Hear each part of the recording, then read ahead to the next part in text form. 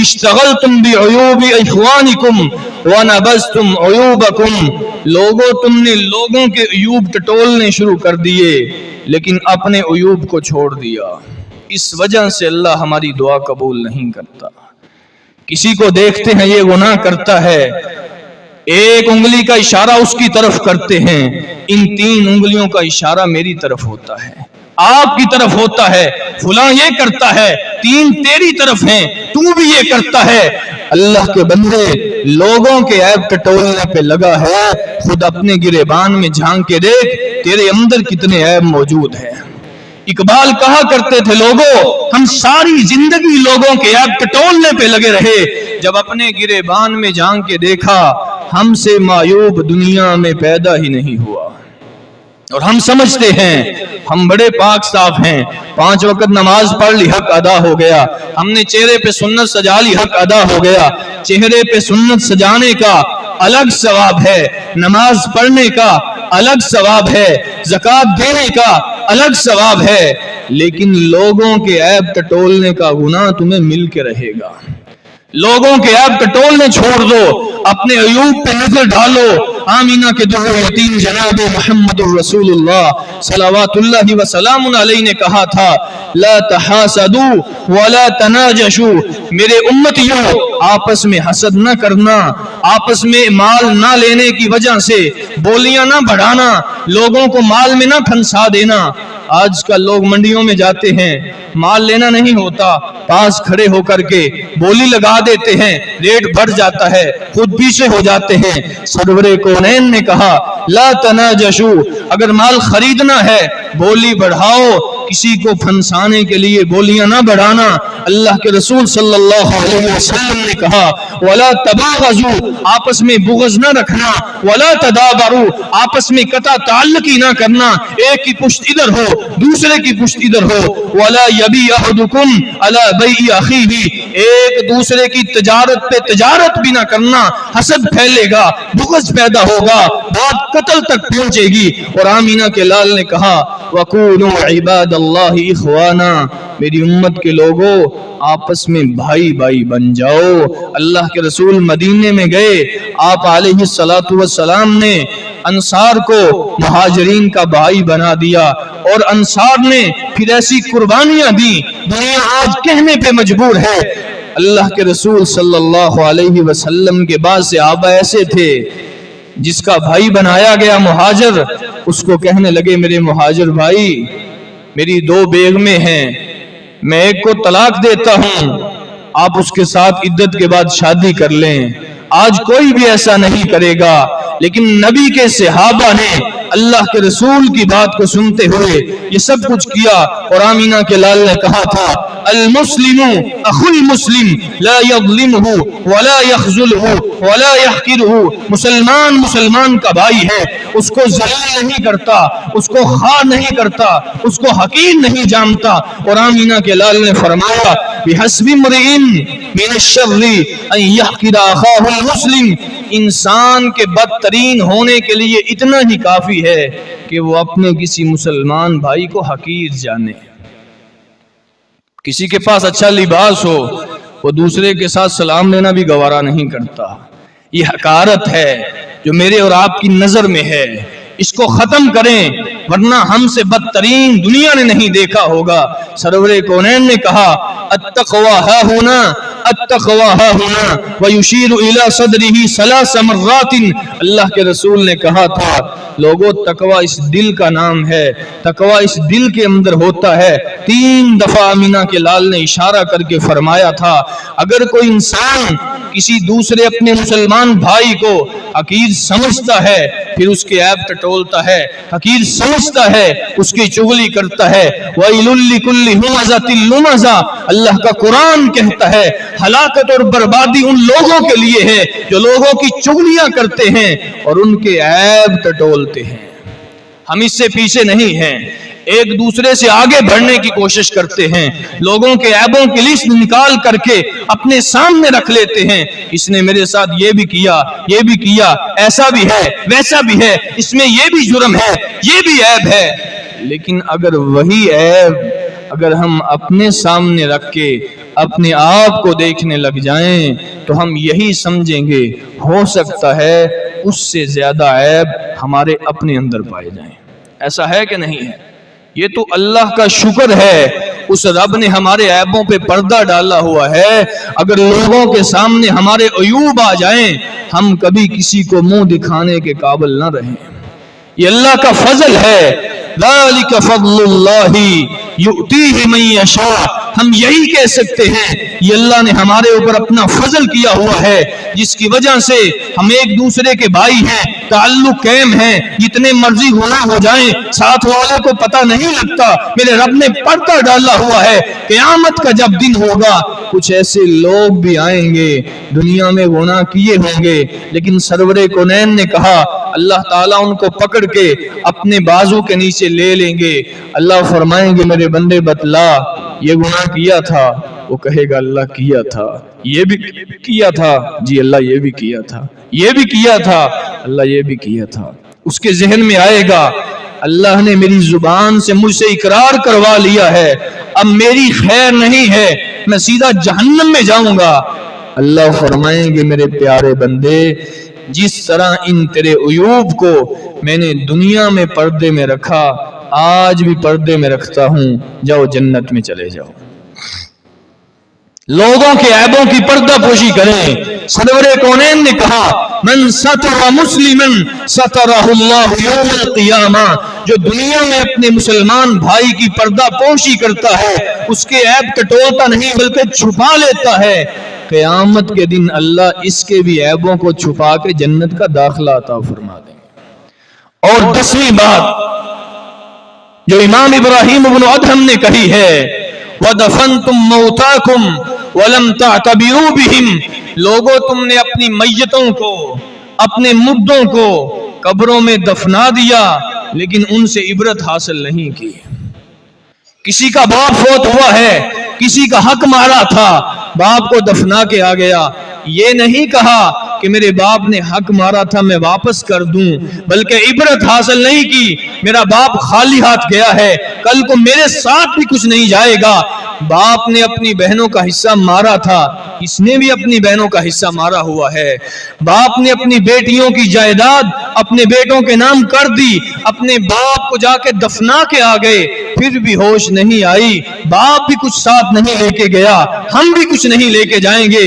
ये कल परसों एक पोस्ट वायरल हुई, एक बहन अपने भाई के जनाजे पे गई और उसके पीछे खड़े होकर के जब लोग दुआ करके फारिग हुए, उसने अल्लाह से दुआ के लिए हाथ उठाए, ए मेरे अल्लाह, इस जालिम मेरे भाई को अपनी रहमत से वैसे ही दूर रखना जिस तरह इस बदबख्त इंसान ने मुझे 30 साल तक मेरे बाप की जायदाद से महरूम रखा।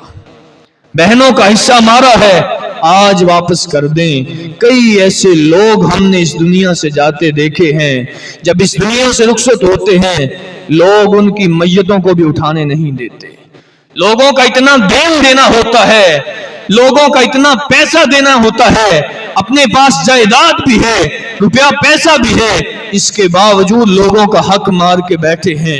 कभी किसी बेवा के मकान पे कब्जा कर लिया, यतीम बच्चे की जमीन हथिया ली, कभी चाचा है, यतीम भतीजा है, उसकी जमीन पे कब्जा कर लिया, अगर मालूम है यतीम भांजे की जायदाद पे कब्जा कर लिया। वदफनतुम मौताकुम वलम तअतबिरू बिहिम। लोगों अपने मुर्दों को तो दफन करते हो, लेकिन अपने मुर्दों से इबरत हासिल नहीं करते। अगर हमें अपनी जायदाद पे मान है तो कभी कारून की तरफ देख लिया करो, उससे बढ़ के हमारे पास जायदाद नहीं है। अगर हमें अपनी कुर्सी पे, अपने इक्तिदार पे, अपनी ममलिकत पे, अपनी सल्तनत पे भरोसा हो, कभी फिरौन की तरफ नजर दौड़ा लिया करो जो आना रब्बुकुमुल आला कहा करता था। अल्लाह ने जब पानी में गोता दिया फौरन कह उठा आमनतु बिरब्बी मूसा व हारून, मैं मूसा और हारून के रब पे ईमान लाता हूँ। लेकिन रब ने कहा अब नहीं, अब तौबा का दरवाजा बंद हो चुका है। अगर हमें अपने हुस्न पे मान आए, अपने चेहरे की रनाई पे, अपने होंठों की लबकुशाई पे, अपने जिस्म की ताकत और तवानाई पे कभी मान आए, अबू लहब की तरफ देख लिया करो, उससे बड़ा हुसीन मक्के वालों ने नहीं देखा था। لوگ دیکھا کرتے تھے ابو لہب اس کو کہاں اس وجہ سے جاتا تھا، اس کا چہرہ حسن کے ساتھ شعلے مارتا تھا، لیکن اس کا حسن اس کے کسی کام نہیں آیا۔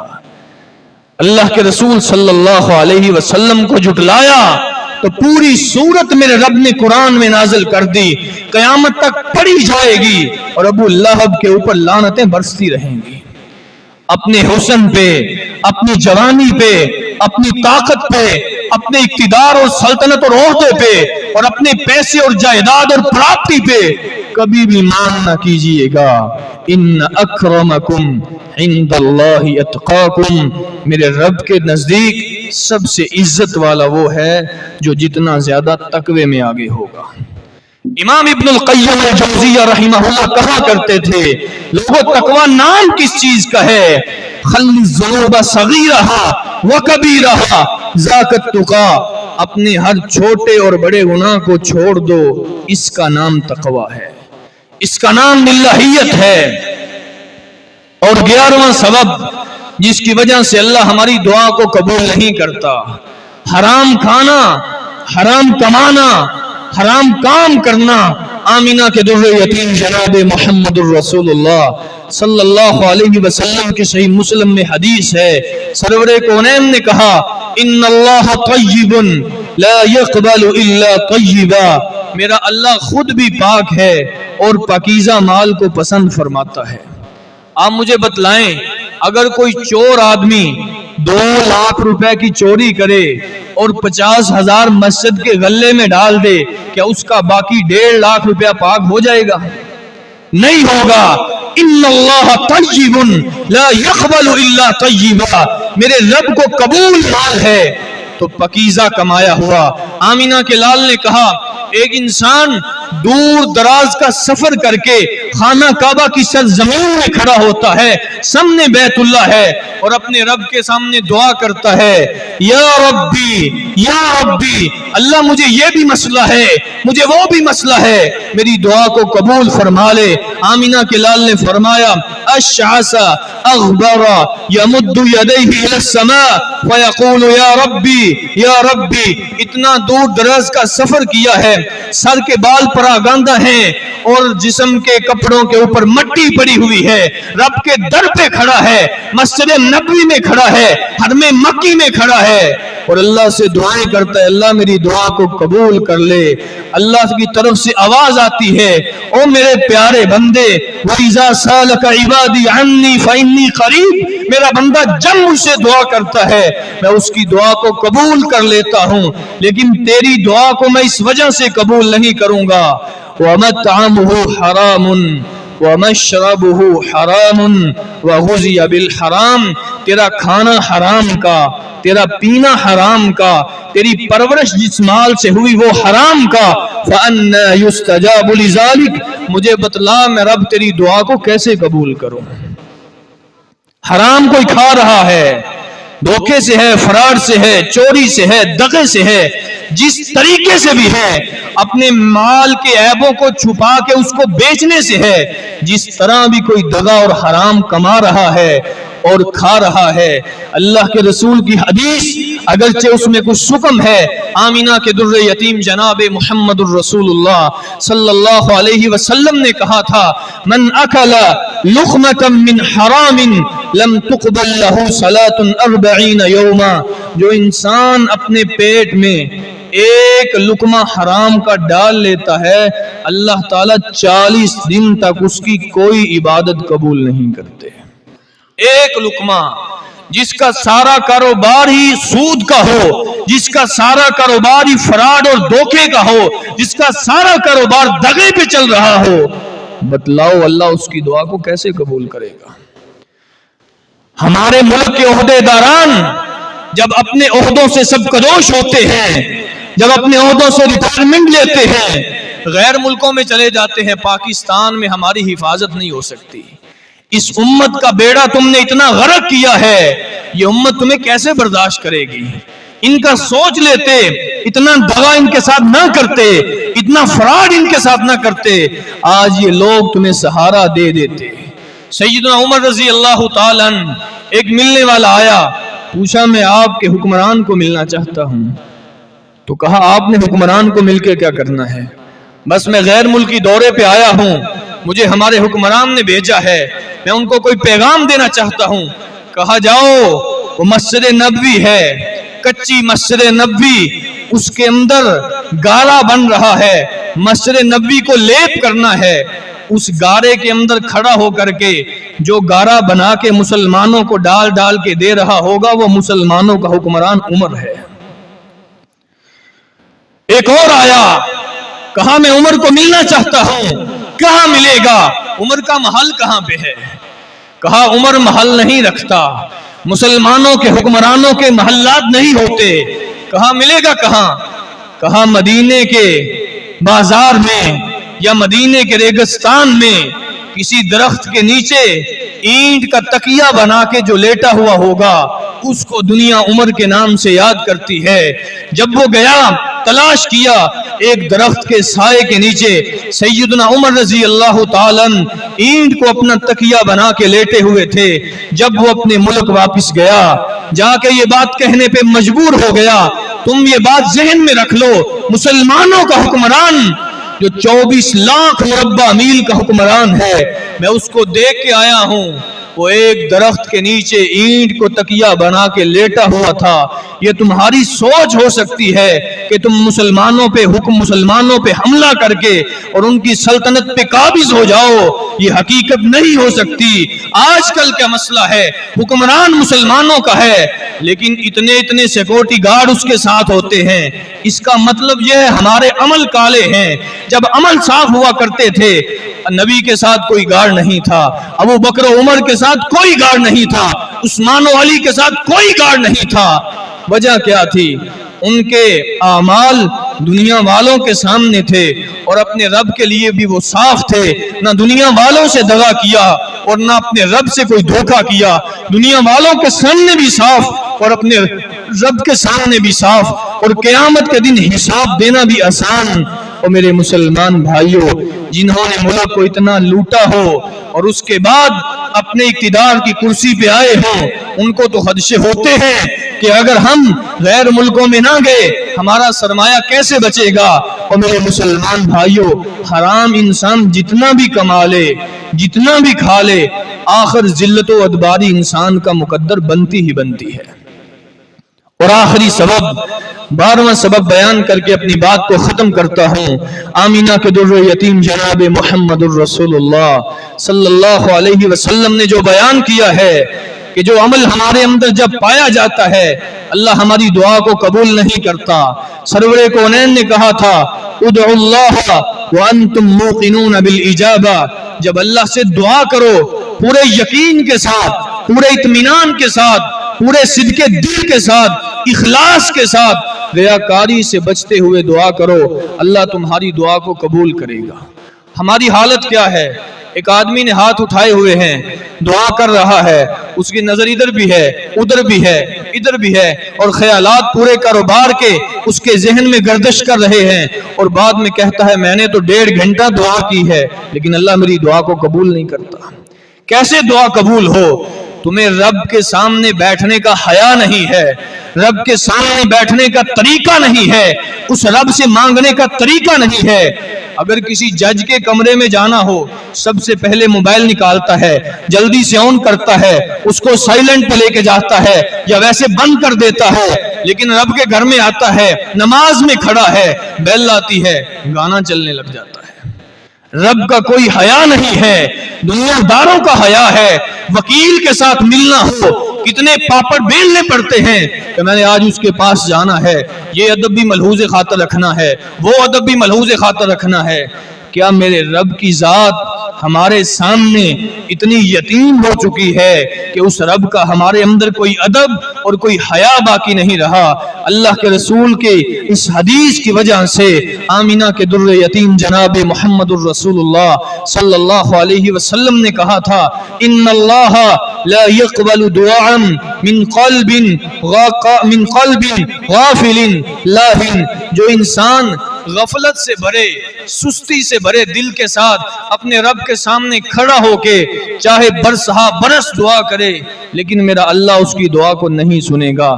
جب دعا کے اوپر یقین ہو، رب کی معرفت ہو، اخلاص ذہن میں ہو، ریاکاری سے بچا ہوا ہو، حرام مال سے پرہیز ہو، رب کے سامنے دعا کرے، یہ ہو ہی نہیں سکتا میرا رب اس کی دعا کو قبول نہ کرے۔ یہ کیسے ہو سکتا ہے؟ جو رب 100 بندے کے قاتل کو معاف کر سکتا ہے صرف توبہ کی نیت کے ساتھ، ہم میں سے کسی نے 100 قتل تو نہیں کیا؟ بولتے نہیں ہیں۔ ہم میں سے کسی نے 100 بندے کو قتل نہیں کیا، اتنا بڑا جرم ہم میں سے کسی نے نہیں کیا۔ اگر ہم توبہ کی نیت کریں اللہ ہماری دعا کیسے نہیں قبول کرے گا؟ کرے گا قبول، لیکن کچھ آداب ہیں، کچھ اصول ہیں اپنے رب کے سامنے آنے کے۔ خالق و مالک سے دعا ہے اللہ رب العزت ہمیں ان اصول و قواعد کو اپنی نظر میں رکھ کے اپنے رب سے ویسے مانگنے کی توفیق عطا فرمائے جس طرح اس رب سے مانگنے کا حق ہے۔ اللہ تعالی ہماری دعاؤں کو شرف قبولیت سے نوازے۔ وآخر دعوانا ان الحمد للہ رب العالمین۔